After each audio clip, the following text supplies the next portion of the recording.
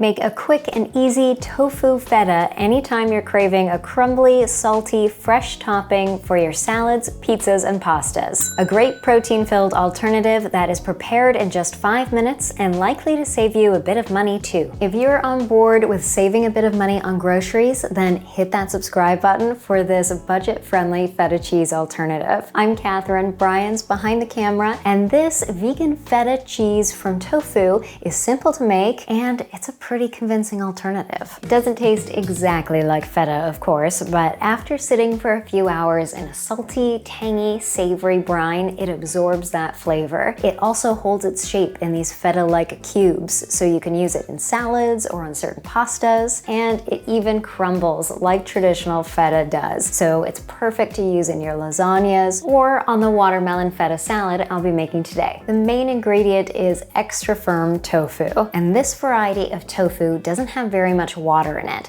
and because of that, it's able to absorb the flavor from the brine. Also, extra firm or super firm tofu will be able to hold its shape in these little cubes without falling apart, unless you intentionally crumble them, of course. It will also provide a good amount of the protein that you would get in traditional feta, and for us, this version comes in at half the price of traditional feta cheese. So here's how to make it. Open up a 350-gram package of extra firm tofu and discard any excess liquid. Chop the block of tofu into small cubes and set aside. I'll mention here that if your tofu seems to have more water in it than mine does, then you can pop it into a tofu press or wrap the block in a clean kitchen towel and place something heavy on top for 10 to 15 minutes to just press out some of that excess liquid. I find that this usually isn't needed for extra firm tofu, but the less liquid that the tofu has in it, the more it'll be able to absorb the flavor from the brine. In a small bowl or jar, mix 3/4 cup apple cider vinegar, 1/2 cup filtered water, 2 tablespoons miso paste for savory fermented depth, and 1 teaspoon sea salt for some extra salty bite that is typical for feta. Optionally, add 1 tablespoon nutritional yeast, which boosts up the cheesy flavor, and 2 tablespoons of chopped fresh or dried herbs like oregano or parsley. Mix everything together to dissolve the miso paste. Add the cubed tofu to the brine, cover, and refrigerate for at least 2 hours, but preferably overnight for the fullest flavor. To enjoy your tofu feta, scoop it from the brine and enjoy it cubed or crumbled over your favorite salads, pizzas, pastas, and more. How simple is that? This batch I made a few days ago, and I just used dried oregano in here, whereas today I've used some fresh parsley. And for this one in the jar, I actually just put all of the brine ingredients in the jar, shook it up, and then added the tofu cubes right in here, so it's really easy. One thing that you might be wondering is why I have used both miso paste, which adds salty, savory flavor, and extra salt. I tried this with just miso paste, but it didn't have enough of the salty bite that traditional feta has, so by adding a teaspoon of sea salt to that, it really brings that feta flavor out. That said, if you don't want to use the salt, then try it with just the miso paste, see how you like it. And likewise, if you don't have miso paste, which is this fermented paste made from soybeans, then you can omit it and just use salt. Because this miso paste is fermented, it adds that kind of fermented funky flavor that cheese has, but if you do leave it out or use less of it than I have, then you'll be saving yourself a few cents. This adds about 50 cents to my recipe cost. So you can just use salt and you can make it a little thriftier. And I used apple cider vinegar today, but you could probably use white vinegar or white wine vinegar with similar results. White vinegar will have a bit of a sharper taste, whereas apple cider vinegar has a bit more sweetness to it. In last week's video, we made a couple of jams from watermelon rind. So we have lots of watermelon left over, and I'm going to toss up this watermelon feta salad. So this is just 5 cups or 740 grams of cubed watermelon. Then I'm gonna add 145 grams of sliced cucumber. This might be a little more than 145 grams. I didn't measure, but everybody likes cucumber.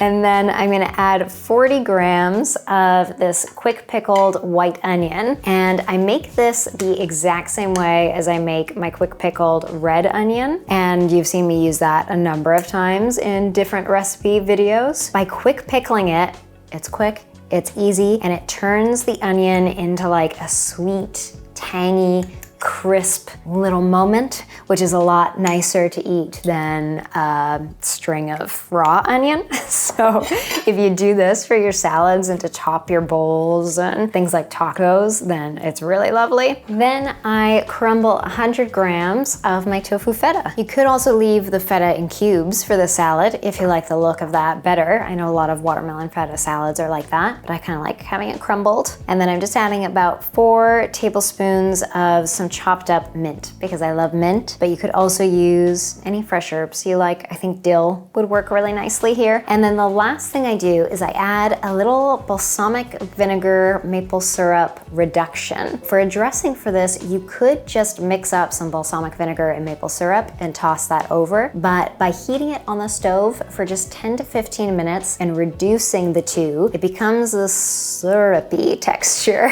which holds on to the watermelon a lot better. So this makes 4 generous portions.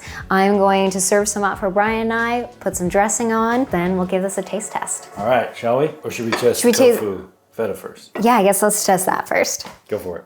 Okay, so this has been in brine for a few days now.